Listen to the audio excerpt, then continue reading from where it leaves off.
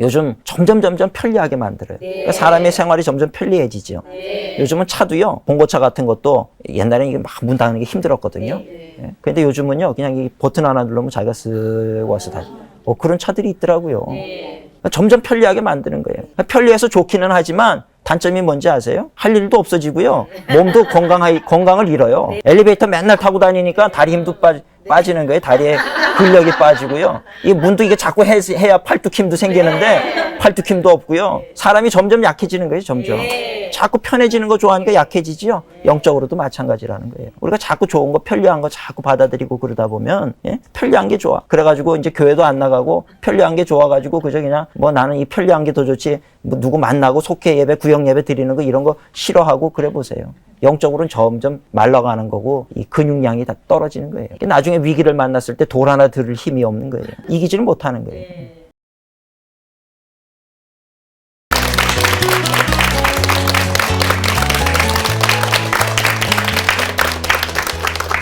오늘도 하나님의 크신 은혜가 우리 모든 성도님들 가정가정에 충만하시기를 축원합니다.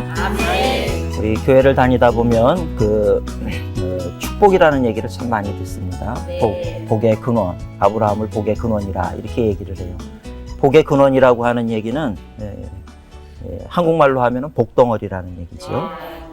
이제 우리 뭐 며느리 잘 들어오면은 복덩어리가 들어왔다.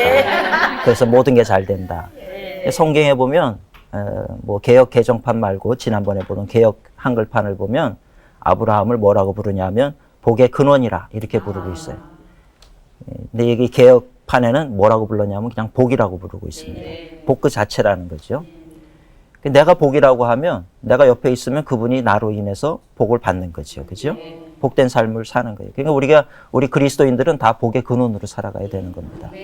그래서 저는 새신자들이 주일날 오면 그 새신자 카드를 가지고 그분들의 이름을 읽어드려요. 그리고 이제 호명을 해서 일어나게 하고 그분들을 위해서 축복기도 하는데 그 축복기도 할 때 꼭 빼놓지 않는 게 하나님 이들도 복의 근원으로 살게 해주시옵소서. 그래서 이들이 잘 되는 것뿐만 아니라 이들로 인해서 가정이 잘 되고 또 이들이 만나는 이웃들이 잘 되고 모든 사람들이 잘 되고 그래서 가는 곳마다 환영받고 존귀 여김 받는 그런 인생을 살아가게 해주시옵소서.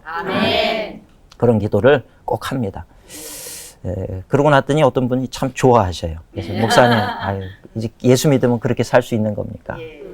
그렇게 당연히 살 수 있죠. 그건 하나님께서 우리 기독교인에게 허락하신 축복인데 우리 기독교인이 누려야 될 특권이라고 하는 겁니다. 그러니까 우리 성도님들은 어디에 가든지 내가 꼭 정말 복의 근원으로 살도록 하나님께서 내 삶을 인도하신다라고 하는 것을 분명히 믿고 자신 있게 사시는 우리 성도님들 되시기를 축원합니다.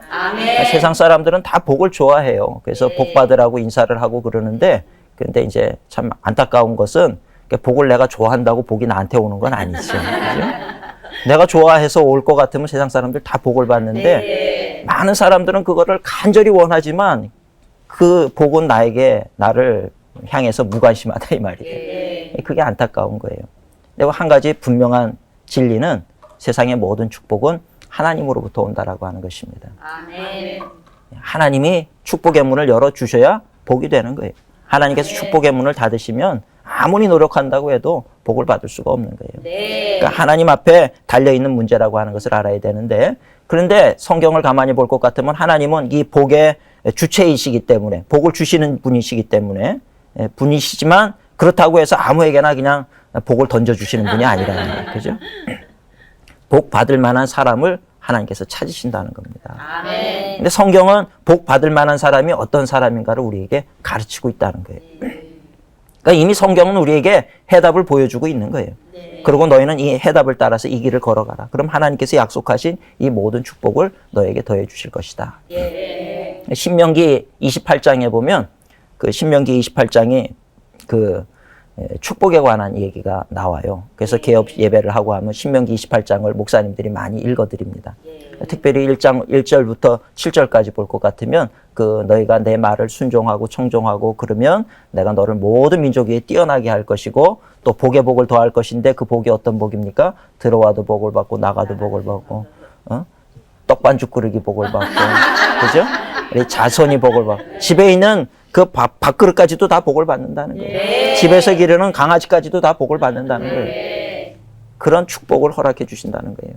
그리고 경쟁자들에게 뒤지는 자가 아니라 앞서는 자가 되게 하신다. 뭐 이런 어떤 귀한 축복의 말씀을 이렇게 주시는데, 근데 신명기서라고 하는 것은 모세가 기록한 모세 오경 가운데 5번째 책자예요. 마지막 책자입니다. 그러니까 모세가 죽기 전에 이제 느보산에 올라가 가지고 그 약속의 땅 가나안 땅을 이렇게 바라보면서 아이고 저 땅이 그 젖과 꿀이 흐르는 그 아브라함과 약속하셨던 주신다고 약속하셨던 땅이 바로 저것이로구나. 보기만 했지 모세는 들어가지 못했어요. 모세는 참 온유한 사람이었는데 한순간에 그 분노로 말미암아서 하나님께서 허락을 하지를 않았거든요. 참 그 모세는 좀 어떻게 보면 억울해요, 사실은. 이스라엘 백성들 때문에 화를 냈어요. 그래서 주변에 화 안 내는 사람하고 있는 사람이 복된 겁니다. 주변에 화내는 사람이랑 같이 있어서 화를 나도 같이 내요. 그러고 나서 우리는 나중에 저 사람이 화를 내서 나도 냈습니다. 그래서 통하지 않는다는 거예요. 그러니까 우리가 그 화내는 사람이 아니라 늘 감사하고 찬양하고 이런 분들 옆에 있으면 우리도 같이 덩달아서 감사하고 찬양하게 되니까 그것이 우리의 삶에 플러스가 되는 거예요. 모세는 억울하게도 이스라엘 백성들 때문에 그 땅을 보기만 했지 들어가지는 못했거든요. 근데 신명기 28장인 그 축복의 얘기가 나오기 전후로 해가지고 모세가 새로운 세대를 향해서 권면을 하는데, 그 권면의 내용이 뭐냐 하면 축복과 저주의 길이 있다는 것을 가르치는 거예요. 그러니까 이제 출애굽했던 1세대들은 어떻게 됐습니까? 그 광야에서 불순종, 가데스바네에서 불순종해가지고 40년을 뺑뺑뺑뺑 돌다가 20세 이상이었던 남자들은 다 광야에서 죽고 말았어요. 그리고 40년이 지났어요. 그러니까 20세 미만의 남자들이 이제는 40년이 지났으니까 뭐 50이 되고 60이 되고 했겠죠, 나이가. 이제 새로운 세대가 형성이 된 거예요. 이 새로운 세대와 더불어서 1세대는 하나님의 약속의 말씀을 믿지 않았기 때문에 축복의 땅을 얻지는 못했고, 그러니까 2세대, 새로운 세대를 향해서 새롭게 계명을 주면서 얘기하는 것이 1세대 본받지 말라는 거예요. 너희는 믿음으로 나아가서 저 땅을 차지하라는 것입니다. 그러니까 저 땅을 차지하려고 그럴 때 어떻게 해야 되느냐. 1세대의 그 교훈을 얘기를 하는 거예요. 너희들이 1세대는 이렇게 불순종했기 때문인데 이런저런, 그래서 이런 어려움이 있었고 저런 어려움이 있었고 이것을 다시 다 그 2세대들 모아놓고 이제 느보산 밑에서 이제 그 요단강을 건너가면 이제 곧 이제 그 바로 이스라엘 땅이거든요. 가나안 땅. 들어가기 전에 그 얘기를 하면서 축복과 저주의 길이 있다. 너희들이 이렇게 하면 축복을 받을 것이고 이렇게 하면 저주와 실패를 경험하게 될 것이다. 이걸 아주 그냥 신신당부를 하는 거예요. 그러니까 너희가 그 땅에 들어가게 되거든 제일 먼저 해야 될 게 뭐냐 하면 에발산에다가 제단을 쌓고 하나님 앞에 예배를 드려야 되고, 그 다음에 에발산과 그리심산에서 뭐라냐면 축복을 선포하고 에발산에서 저주를 선포해라. 그 뭐냐 하면 그 세상 사람들 들으라는 거예요. 그 이스라엘 백성들아 들어라. 우리가 축복받는 길은 이런 길이고 저주받고 실패하는 길은 이런 길이다. 이걸 분명하게 외치라는 거예요. 그러니까 아주 신신당부를 하는 것이 바로 그 신명기서의 얘기입니다. 그러면서 축복의 길로 가게 됐을 때 얻는 축복이 무엇이냐? 지금 말씀드린 신명기 28장의 그 축복을 약속을 하는 거예요. 그 신명기 28장 뒷부분에 14절 이하에 볼 것 같으면 저주에 대한 얘기가 나오는데 정말 읽기가 민망할 정도로 참 어려운 그런 삶에 대해서 소개하고 있는 것을 볼 수가 있습니다. 우리가 축복과 저주의 길이 있는데 이것은 내가 선택하기에 달려 있는 거예요. 제가 여행을 갈 때 운전을 하다가 말이죠. 경부선이 있고 영동선이 있으면 어느 길을 탈 것인가에 따라서 내 종착지가 달라지는 거죠. 그죠? 어느 길로 갈까? 이번에는 부산으로 갈까? 강원도로 갈까? 고민을 하다가 이 길을 올라타면 강원도로 가는 거고 그냥 쭉 내려가면 부산으로 가는 거고. 우리 인생이 그렇다는 거예요. 축복의 길과 저주의 길이 있다라고 하는 것입니다. 그리고 그것은 철저하게 전적으로 우리의 선택이지, 우리는 꼭 내가 잘못되고 실패하고 나면 하나님 어떻게 이럴 수가 있습니까? 그러는데 그럴 때 하나님께서 우리에게 하시는 말씀이 있어요. 네가 잘 생각해봐라. 내가 너에게 그렇게 만든 것인지 네가 그 길을 선택한 것인지. 가만히 생각을 해보면 결국은 내가 하나님 말씀 위에 서 있지 않아서 그래요. 결국은 내가 선택을 한 거예요. 탕자가 집을 떠난 거 아버지가 내보낸 거 아니잖아요. 자기 선택이었잖아요. 자기 선택으로 인해서 고난당했잖아요. 오늘 우리의 고난당하는 거 가만히 보세요. 결국은 내 선택이지 하나님께서 나만 미워해? 아니요. 천만의 말씀이에요. 하나님은 아버지의 심정으로 탕자가 돌아오기를 기다리셔요. 지금도 너희가 내 말간대로 다시 돌아와라. 회복의 또 은총을 얘기하고 있는 거예요. 언제든지 돌아오게 될 때 나는 너희를 회복시킬 것이라는 거예요. 그게 성경에 나오는 바로 하나님의 말씀입니다. 우리 그리스도인들은 때로 뭐 살다가 실패할 때도 있고 어렵고 낙심이 될 때도 있지만 그러나 이 회복의 은총을 알기 때문에 다시 용기를 내서 오는 거죠. 아버지의 집으로. 또 신앙의 회복을 하려고 돌아오게 돼서 회복이 되는 그런 이야기들이, 그런 간증들이 얼마나 많은지 모른다는 것입니다. 성경에 보면 우시야라고 하는 왕이 있었어요. 우시야라고 하는 이스라엘의 왕이 있는데 이 왕은 축복과 저주의 삶을 다 산 사람이에요. 참 특이한 사람입니다. 그래서 초반에는 하나님을 경외하는 왕으로 그렇게 소개가 되고 있어요. 그래서 16살 때 왕이 돼가지고 52년 동안을 통치를 하는데 52년 동안 잘 통치를 했어요. 그래가지고 백성들의 생활이 윤택해지고 다른 이웃 나라에서 조공을 바칠 정도로 부강한 나라를 만들었어요. 근데 말년에 이 우시야가 교만해가지고요. 그래서 하나님께서 이 우시야를 치셨어요. 그래서 문둥병에 걸리게 돼요. 문둥병에 걸리게 되니까 보통 그 왕가는 왕의 무덤들이 다 있잖아요. 그 무덤에 들어가서 다 장사 지내야 되는데 이스라엘의 율법에 의하면 문둥병은 부정한 병이기 때문에 부정한 사람이 와서 나를 만지면 나도 부정해지거든요. 그럼 두 사람이 다 정결의식을 치러야 되고 그런 거예요. 그러니까 부정한 사람하고 정결한 사람하고 같이 못 있게 만들었어요. 유대의 율법은. 말년에 죽기 전에 이 우시야 왕이 문둥병에 걸렸어요. 부정한 자가 됐으니까 그 자기의 조상들의 묘실에 들어가게 되면, 무덤에 들어가면 그 조상들의 무덤이 다 부정한 게 돼버리잖아요. 그러니까 들어갈 수가 없게 된 거예요. 그래서 참 그 평생을 그렇게 잘 살았는데 마지막 순간에 교만하고 본인이 그렇게 자신의 그 앞가림을 잘 못해가지고 그게 마지막 말년이 그렇게 실패한 인생, 정말 저주받은 인생이 되어져 버린 얘기를 가만히 보게 될 때 오늘 우리도 매 순간순간 살면서 내가 지금 계속해서 바른 길을 가고 있는지, 그것을 계속해서 내 삶을 돌아볼 수 있는 지혜가 오늘 우리에게도 있어야 될 줄로 믿습니다. 아멘. 운전을 해보시는 분들은 알아요. 이렇게 운전하다 보면 잠깐 정신 딴 데가 있는 사이에 길 잘못 가가지고 나갔어야 되는데 계속 가면은 막 10km를 돌아가야 되고 그러잖아요.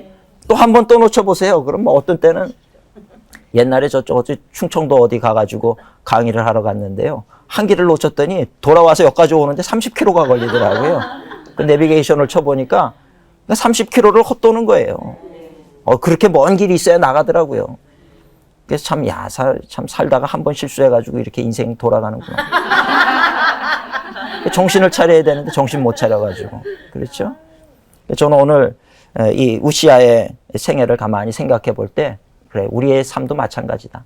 이게 하나의 성경이 주는 우리에게 주는 교훈인데, 우리도 마찬가지로 축복과 저주의 길이 있다는 거예요. 성공과 실패의 길이 있습니다. 승리와 패배의 길이 있어요.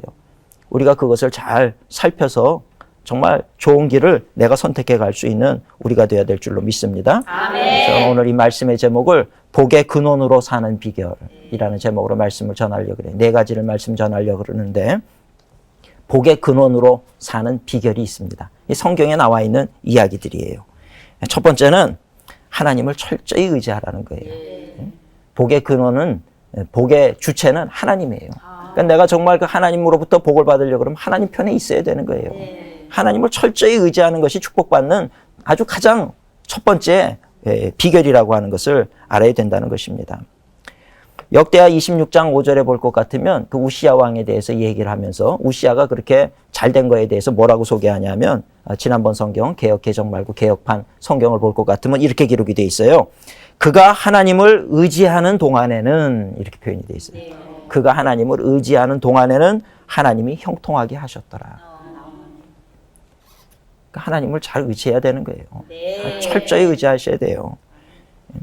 성경에 의하면 하나님을 철저히 의지했는데 잘못됐다, 이런 사람 없어요. 찾아와 보세요. 철저히 의지했는데 망했더라, 이런 사람 성경에 절대 한 명도 없습니다. 단 한 명도 없어요. 결국에는 어려운 것 같지만 다시 승리하게 되고 다시 일어나게 되고, 우리가 잘 아는 대표적인 사람이 요셉 아닙니까? 요셉. 요셉 같은 사람 보세요.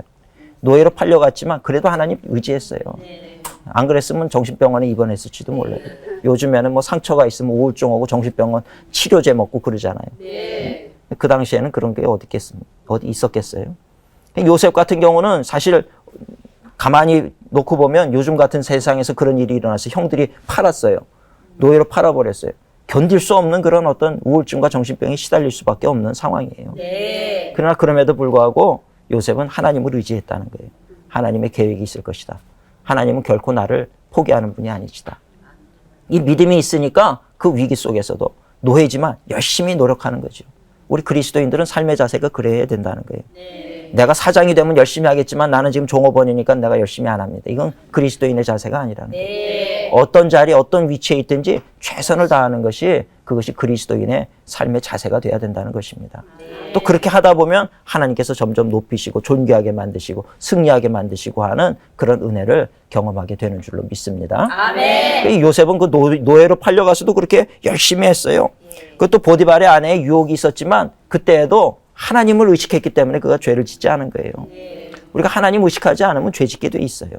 그저 뭐 아무도 보는 사람 없고 그저 다 좋은 게 좋은 거고 그냥 편한 거 그냥 아무도 모르면 그냥 손 이렇게 슬쩍 주머니에 집어넣고 가면 그만이고 뭐 그러고 뭐 세상 사는 게 다 그렇지 뭐 이러고 말면 그만이거든요. 하나님을 의식하기 때문에 죄를 지을 수가 없는 거예요. 그만큼 하나님을 의지했다라고 하는 거지요. 그래서 오해를 받아가지고 감옥에 갔는데 감옥 속에서도 불평하지 않고 하나님을 의지하잖아요. 철저히. 그리고 감옥 속에 죄인의 몸이지만 이제는 다 끝났다. 요셉은 그러지 않았어요. 우리 같으면 다 끝났다. 이제 뭘 할 수 있느냐. 나는 이미 뭐 빨간 줄 갖고 이미 뭐 나는 다 끝난 인생이다. 그럴지 모르지만 요셉은 그러지 않았어요. 거기서도 열심히 돕고 섬기고 그랬더니 또 그 간수를 지키는 그 간수장이 죄인을 지키는 간수장이 그 감옥에서 일어나는 모든 일들을 다 요셉에게 맡긴 거예요. 그 요셉을 존귀하게 만들더라는 거죠. 거기서 떡 맡은 간원, 술 맡은 간원 왕의 떡관원, 술관원을 만나가지고 그들의 꿈을 해몽을 해줘서 그것이 기회가 돼서 애굽의 총리 대신이 되지 않습니까? 요셉은 철저하게 하나님을 의지해서 하나님을 의지하면 의지한 만큼 자꾸 떨어지는 것 같았지만 결론적으로 보니까 어떻게 됐어요? 하나님께서 결국은 높이시고 축복하시더라는 겁니다. 그래서 그로 말미암아 그 가정이 다 살게 하고 그의 자손들이 평안하게 살 수 있도록 하나님께서 축복하셨다는 거예요. 하나님을 철저히 의지하는 사람은요. 오늘 우리도 하나님을 철저히 의지한다라고 하면 지금 비록 어렵고 힘든 일이 있어도요. 내일은 달라진다라고 하는 걸 알아야 됩니다. 오늘 그래서 우리 가정에 우리 자녀들을 교육할 때도 제일 먼저 뭘 가르쳐야 됩니까? 하나님 의지하는 걸 가르쳐야 되는 거예요. 네가 어려운 날 만났을 때 정말 하나님을 기억해라. 그리고 하나님 앞에 엎드려 기도해라. 기도하는 자녀는 망하지 않는다. 기도하는 사람은 결코 망하지 않는다라고 하는 것을 가르쳐야 된다는 거예요. 철저하게 하나님을 의지하도록 가르치실 수 있는 우리 성도님들이 되시길 바랍니다. 그 지혜로운 성도라는 거예요. 지혜로운 성도. 저는 우리 교인들한테 수시로 이런 얘기를 해요. 수시로. 한석봉의 어머니처럼 나는 떡을 썰 테니까 너는 글을 읽어라. 뭐 그런 논리로 말이죠. 기도는 내가 할 테니까 너는 세상 공부해라. 틀린 얘기예요. 큰일 납니다. 나도 기도하지만 너도 기도해라. 이렇게 하셔야 돼요. 우리가 잘 되느냐 안 되느냐 네가 얼마나 하나님 앞에 철저히 하나님을 신뢰하느냐에 달려있다. 요셉 얘기해 주시고 다니엘 얘기해 주시고 다니엘도 보세요. 다니엘도 얼마나 대단한 사람인지 몰라요. 다니엘은 70년 동안 그 바벨론이라고 하는 애굽보다 더 큰 애굽을 지배하던 그 바벨론의 말이죠. 총리 대신으로 70년을 산 사람이에요. 나라가 나중에 바벨론이 페르시아한테 멸망당했어요. 그래도 나라가 망했어도 페르시아에서도 다니엘을 총리 대신으로 썼어요. 나라가 망하고 왕이 바뀌어도요. 왕은 자꾸 죽어서 자꾸 바뀌어요. 몇 대를 바뀌어도 다니엘은 그 자리에 변함이 없었어요. 모든 왕들의 신뢰를 받았던 사람이었어요. 그만큼 정말 잘 되려고 하면 다니엘처럼 잘 돼야 돼요. 진짜. 저는 뭐 성경에 있는 인물 중에서 우리 자녀들이나 우리 교회 청소년 애들한테 잘 되려면 다니엘처럼 잘 되라. 다니엘처럼. 그 정도 돼야 정말 잘 됐다고 얘기를 하지. 뭐 짧게 뭐 몇 년 그런 거 하지 말고 길게 영향력을 미치면서. 다니엘은 정말 대단한 사람이었어요. 근데 다니엘이 그렇게 될 수 있었던 이유가 있습니다. 다니엘서 1장 8절에 볼 것 같으면 다니엘이 이렇게 바벨론의 포로로 끌려갔던 포로 소년이었어요. 그저 뭐 아무도 주목해보지 않는 포로 소년이었지만 그 다니엘이 그 잡혀갔을 때 뜻을 하나를 세우는데 그 뜻을 세우는 내용이 뭐냐면 하나님의 말씀을 지키겠다는 뜻을 세우는 거예요. 아니 이스라엘 멸망했어요. 예루살렘 성전도 다 무너졌어요. 이제 나라가 망했어요. 나라가 망했으니 율법도 없어질 것이고 이제는 더 이상 뭐 종교행위라든지 이런 것도 다 없어져 버렸어요. 그러나 그럼에도 불구하고 다니엘은 그랬음에도 불구하고 나는 하나님 말씀 지킨다. 이 얘기가 뭔지 아세요? 나라는 망했어도 하나님은 살아계시다는 거예요. 그거를 우리가 알아야 돼요. 내 가정 형편이 어려워져도 하나님은 살아계시다. 나라가 망했어도 하나님은 살아계시다. 그거를 분명히 아는 사람이 지혜로운 사람이라는 겁니다. 다니엘은 그걸 알았어요. 그래서 내가 비록 포로의 몸으로 끌려왔지만 그러나 내가 여기서도 나는 옛날 내가 이스라엘에 살 때처럼 하나님의 말씀을 지키며 살겠다. 그래가지고 그 환관장이 음식을 내올 때 다니엘이 뭐라 그럽니까? 나는 그 음식, 그 이스라엘에는 음식 먹는 법이 있어요. 뭐 우유랑 버터가 섞이면 안 되고 뭐 잘 맞는 얘기인지 모르지만 그 복잡한 법이 있어요. 그래가지고 뭐 고기 담는 그런 뭐 야채 담는 그런 이게 다 따로 돼야지 이게 섞여버리면 그게 또 부정한 음식이 되는 거예요. 너무 복잡해요. 그러니까 그런 거 음식 먹는 것조차도 에이, 이제 망했는데 뭐 막 섞어가지고 먹고 말자 이러지 않았다는 거예요. 다니엘은. 망했지만 하나님은 살아계시기 때문에 나는 여전히 하나님의 말씀을 지키겠다는 거예요. 그래서 그 왕의 상에서 나오는 그 고기 먹으라 그랬을 때 나는 고기 안 먹겠습니다. 야채만 먹겠습니다. 그렇게 얘기를 하는 거죠. 하나님, 왕보다도 하나님이 더 존귀한 거예요. 아이고, 이게 왕이 주신 건데, 이거 어떤 이 귀한 건데, 이거를 내가 먹어야지. 세상 사람들은 그러죠. 대통령 하사품입니다. 아이고, 이 귀한 거를. 그러고 먹지만, 그것이 하나님 원치 않는 거면은, 그거를 끊어버릴 수 있을 만큼 하나님을 의지하고 의뢰했던 사람이 다니엘이었다라고 하는 것입니다. 그렇기 때문에 그런 다니엘은 정말 그 우리가 표현하듯이 만사형통이라는 표현이 있잖아요. 진짜 만사형통한 사람이 다니엘이에요. 나라가 망해가지고 포로기에 끌려갔지만 이 다니엘이 그가 처한 상황은 좋은 상황이 아니었음에도 불구하고 좌절과 절망의 상황이었지만 그는 아주 존귀 여김받는 그런 인생을 살 수 있었다는 것입니다. 그랬던 비결은 그가 철저히 하나님을 의지했기 때문이더라는 거예요. 그러니까 우리도 때로 살다 보면은 유혹이 올 때가 많아요. 아유, 이거 그냥 이거 한순간에 이렇게 좀 넘어가면 좋겠고. 그럴 때요, 그거를 과감하게 끊어버릴 수 있는 용기와 결단이 필요하다는 것입니다. 세상 사람들도 뜻을 다 세워요. 그렇잖아요? 뭐 입신양명의 꿈을 가지고 뜻을 세우잖아요. 내가 몇 살 때까지 뭐 해서 몇 살 때 뭐 사법고시에 합격하고 몇 살 때까지 뭐 하고 아주 그냥 계획이 얼마나 쫙 서 있는지 몰라요. 뜻을 세워요. 성공하고 지도자로 살고 유명해지고 말이죠. 부자로 살겠다는 그런 꿈들을 다 가지고 뜻을 세우고 그걸 위해서 열심히 달려가지만 안타까운 건 그게 그런다고 안 된다는 거예요. 그래, 그렇게 되면 얼마나 좋겠습니까만 하다가 안 되니까 나중에 다 좌절하고 실망하고 그러죠. 다니엘은요, 입신양명의 꿈을 가진 사람이 아니에요. 다니엘은 내가 정말 지도자가 돼가지고 멋지게 살아야 되겠다 이런 뜻을 세우지 않았어요. 다니엘의 뜻은 그런 세상적인 뜻을 세우기 이전에 어떤 뜻을 세웠느냐? 하나님 앞에 철저하고자 하는 뜻을 세운 거예요. 그랬더니 하나님께서 그를 유명하게 만드셨고 지도자가 되게 하셨고 부자가 되게 하셨고 존귀한 자가 되게 하셨다는 것입니다. 그러니까 이 순서를 우리가 혼돈하시면 안 돼요. 정말 하나님을 의지할 때 하나님께서는 저를 자꾸 들어서 존귀하게 만드시고 더 존귀하게 만드시고 문제는 우리가 그 하나님을 얼마나 신뢰하느냐 못하느냐 거기에 달려 있다는 거예요. 한국의 기독교인 기업인들 가운데 유명한 분들이 많이 계세요. 근데 여성 지도자 가운데 성주 인터내셔널이라고 하는 거 들어보셨습니까? 김성주 사장님이라고 하는 분이 있죠. 그분이 참 제가 간증을 이렇게 봤는데 그 참 대단하시더라고요. 그런 분들, 그런 기업인들이 한국에 자꾸 배출이 된다는 건 참 중요해요. 그래서 저는 우리 교회 아이들에게도 너희들 경제계의 인사들이 되고 정치계의 인사들이 되고 사회 지도자들이 돼서 말이죠. 하나님의 말씀을 가지고 다니엘처럼 에스더처럼 우리가 있는 그 자리에서 그렇게 할 때 사회가 변화가 되는 거예요. 그래서 철저하게 너희들 세상과 타협하지 않고 정말 하나님의 말씀대로 살 수 있는 그런 지도자가 돼야 된다. 이런 얘기 해주면서 그들을 제가 후원하고 지원하고 그래요. 아이들도 이제 저를 신뢰하기를 시작을 했어요.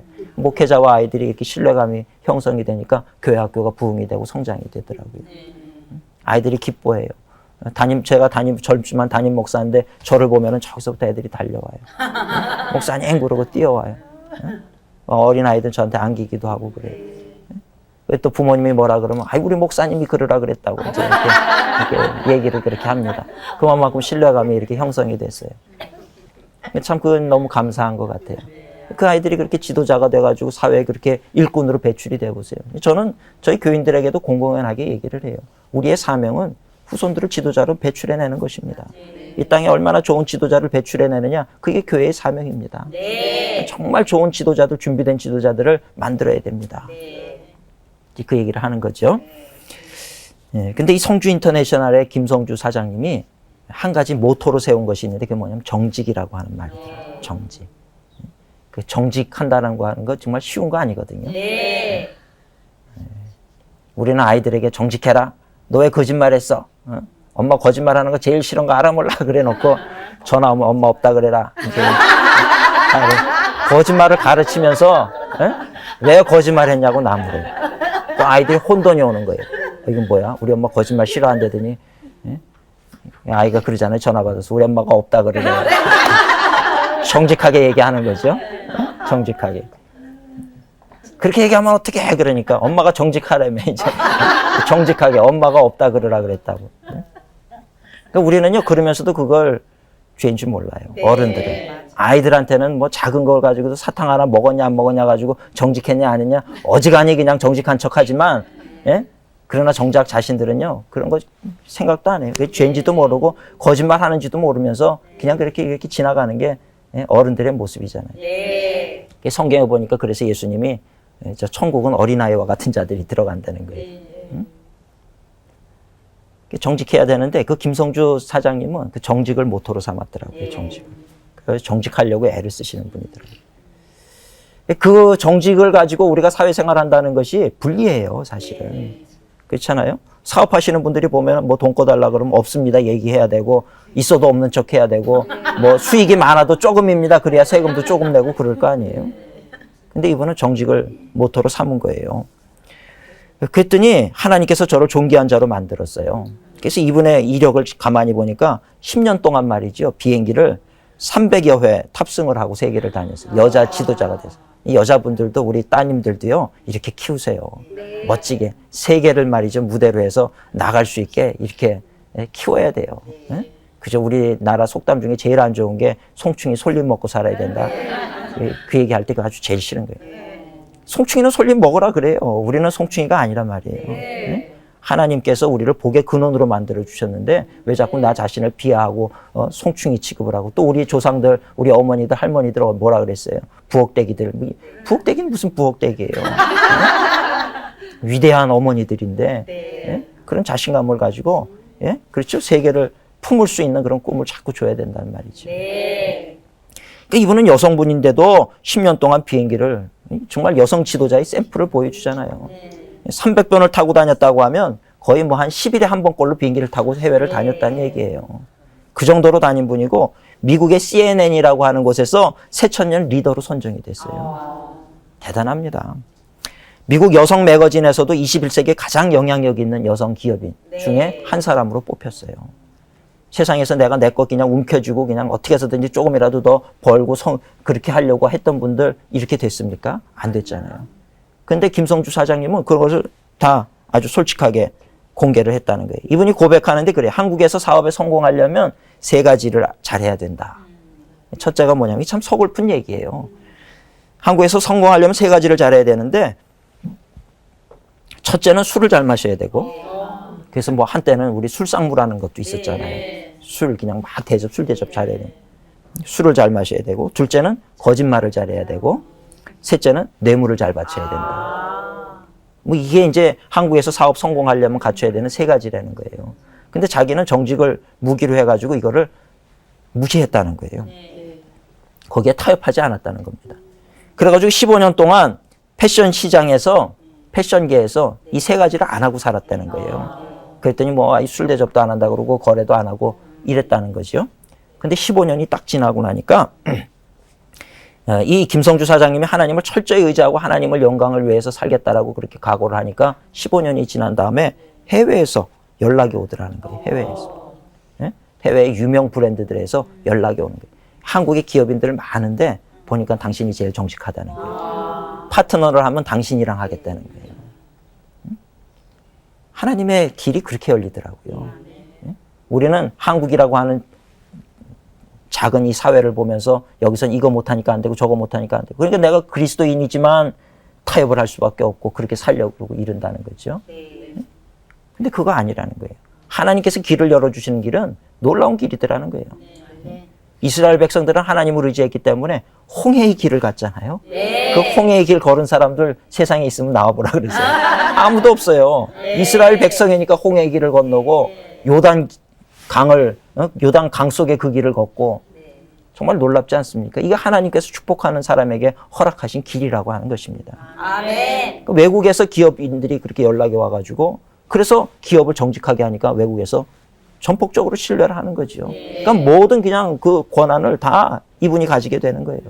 그러니까 짧은 시간이지만 보란 듯이 그렇게 성장을 하고 하게 되더라는 것입니다.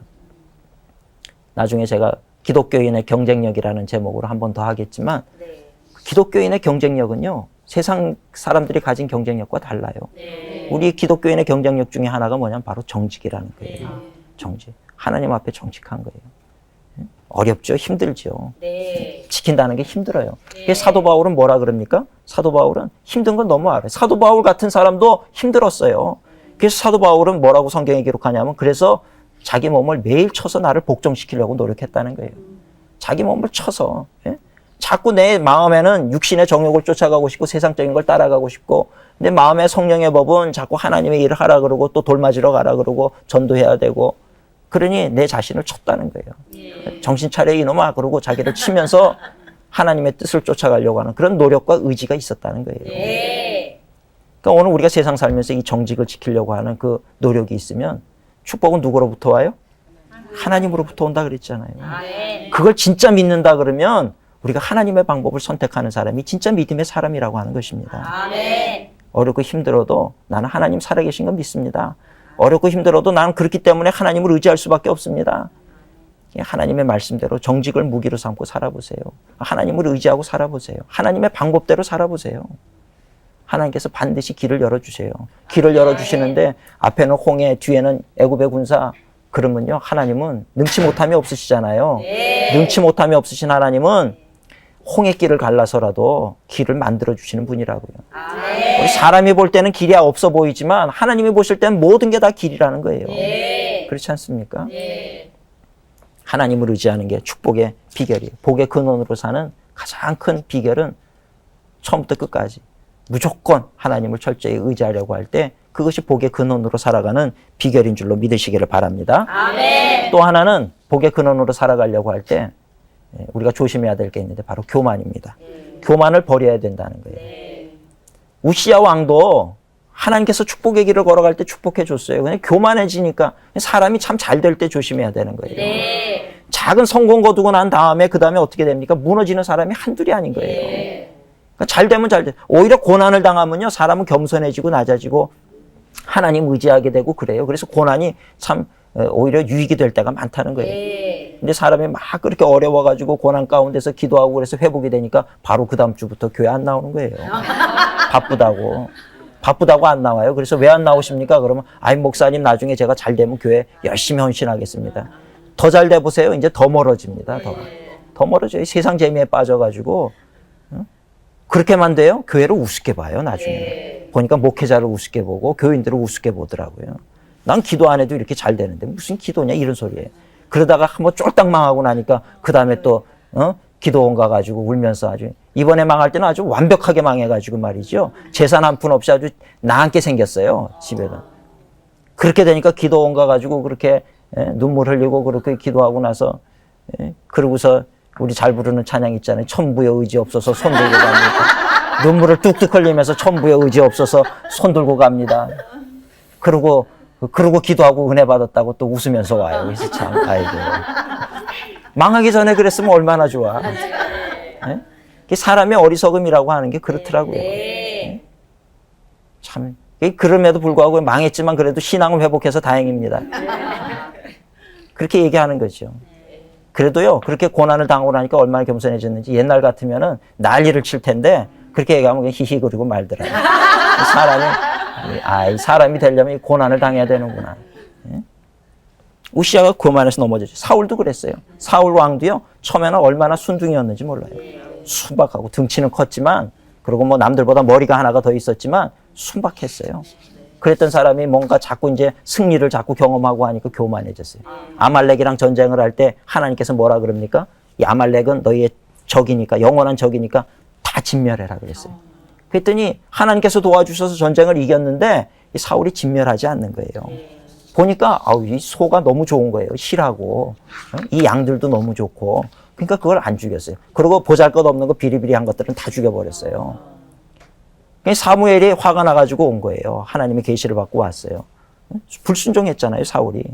그래서 왜 하나님의 말씀을 거역합니까? 그랬더니 사울이 나 다 순종했다는 거예요. 그러니까 사람이 교만해지면요, 자기가 잘못하면서도 그게 잘못인지 몰라요. 죄를 짓는 줄 몰라요. 그거 다 없애라는 그 짐승까지도 없애야 되는데 짐승 없애지 않고 다 좋은 것들은 모아놨단 말이에요. 그러니까 왜 그랬냐? 그러니까 난 다 그대로 지켰다는 거예요. 그랬더니 사무엘이 지금 그럼 내 귀에 들려오는 저 양과 소의 울음소리는 도대체 무슨 소리입니까? 저 사람 소리입니까? 짐승 소리입니까? 그랬더니 그제서야 사울이 한다는 얘기가 그거요? 그거 하나님 앞에 제사 드리려고 좋은 것들 남겨놨지. 이러는 거예요. 그것도 뭐 다급해지니까 하는 소리지 하나님 앞에 제사 지내려고 남겨놨겠습니까? 하나님 앞에 제사 지내려고 남겨놨다는 거예요. 그때 사무엘이 하는 얘기가 뭐예요? 우리가 잘 아는 얘기죠. 순종이 제사보다 낫다는 거예요. 순종이 제사보다 나은 거예요. 하나님 앞에 우리가 아무리 예배는 드리지만 매주 와서 예배 드리지만 순종하지 않고 나가가지고 하나님 말씀이랑 상관없이 세상적으로 살아가면 하나님이 기뻐하지 않는다는 겁니다. 그러니까 오늘 우리가 그걸 알아야 된다는 거예요. 순종이 제사보다 낫고 듣는 것, 하나님의 말씀을 듣는 것이 수양의 기름보다 나아요. 이것을 거역하는 것은 우상을 숭배하는 것과 같다라고 그 다음 절에 나와요. 우상 숭배하는 게 얼마나 큰 죄입니까? 하나님 말씀에 불순종하는 게 우상을 숭배하는 것과 같다는 거예요. 그런데 이렇게 불순종하고 이렇게 사울이 넘어지게 됐던 이유가 뭔가 가만히 보면 교만했기 때문이라는 거예요. 자기 생각 때문이지요. 자꾸 해석하기 때문에 그래요. 이 해석이라고 하는 걸 우리가 조심해야 돼요. 하나님 말씀은요, 우리가 성경 펴가지고 읽다가 그 말씀 그대로 지키시면 돼요. 원수를 사랑하라 그러면 사랑하면 되는 거고요. 예?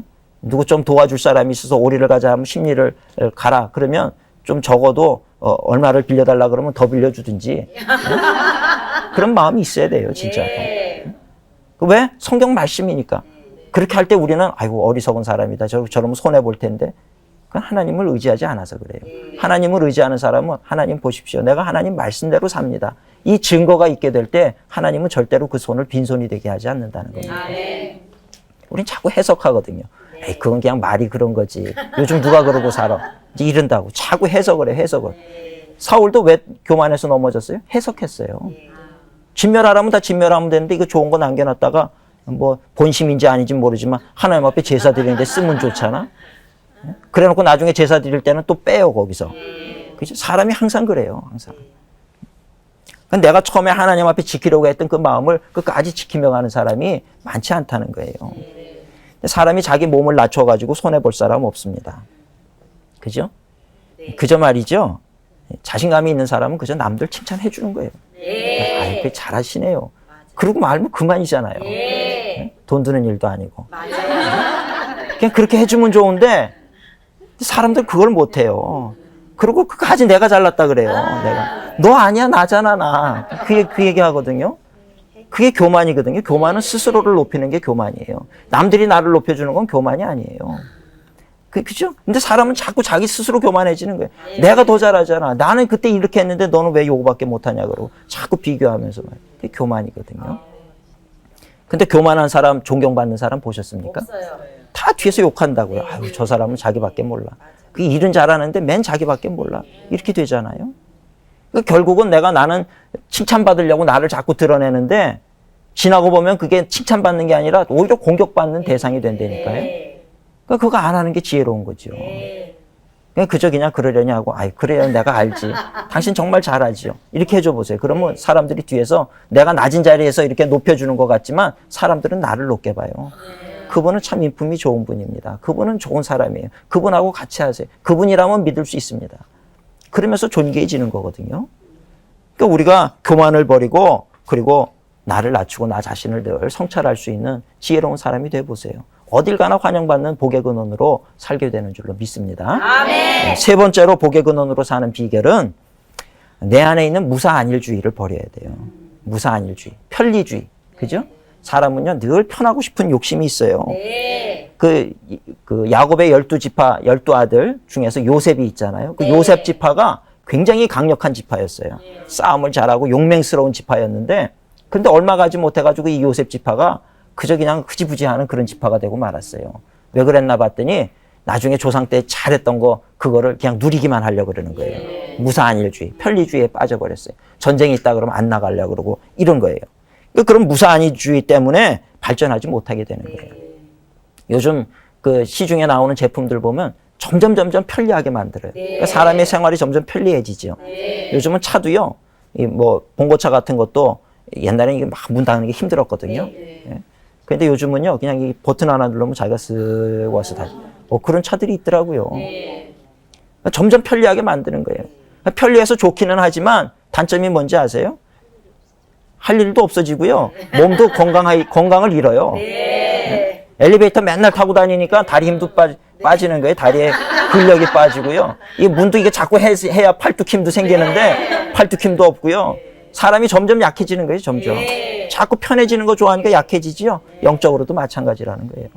우리가 자꾸 좋은 거, 편리한 거 자꾸 받아들이고 그러다 보면 편리한 게 좋아. 그래가지고 이제 교회도 안 나가고 편리한 게 좋아가지고 그저 그냥 뭐 나는 이 편리한 게 더 좋지 뭐 누구 만나고 속회 예배, 구역 예배 드리는 거 이런 거 싫어하고 그래 보세요. 영적으로는 점점 이게 말라가는 거고 이 근육량이 다 떨어지는 거예요. 나중에 위기를 만났을 때 돌 하나 들을 힘이 없는 거예요. 이기지를 못하는 거예요. 강건해지려고 하면 이런 무사안일주의를 떨쳐버려야 돼요. 미국 개척 시대 보면요. 그 미국에 가보시면 그 서부 쪽에 얼마나 황량한 사막인지 몰라요. 거기에 기찻길을 내는데요. 다이너마이트를 가지고 막 산을 뚫어요. 지금이야 뭐 쉽게 뚫겠지만 그때 같으면 그거는 기적이에요. 그래가지고 서부 끝까지 철도를 내고 그 마을을 만들고. 이스라엘에도 가보니까요. 그 개척자의 정신이죠. 이스라엘이라고 하는 나라도 젖과 꿀이 흐른다 그러지만 가보니까 젖과 꿀 안 흘러요, 사실은. 저 가보니까요, 얼마나 황량한 땅인지 모르네. 사막이고요, 그래요. 유다 광야고 말이죠. 그래요. 근데 왜 하나님께서는 이 땅을 젖과 꿀이라 그랬을까? 뭐 많은 영적인 의미가 있겠습니다만은 가보니까 사막이 더 많아요. 좋은 곳도 있고 갈릴리 해변 쪽에는 좀 무성하고 이렇게 푸르고 좋은 곳도 있지만 그러나 볼 때 뭐 그렇게 한국보다 좋은 땅은 아닙니다.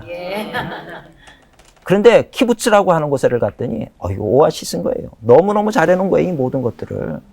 그래서 제가 이게 도대체 어떻게 된 건가?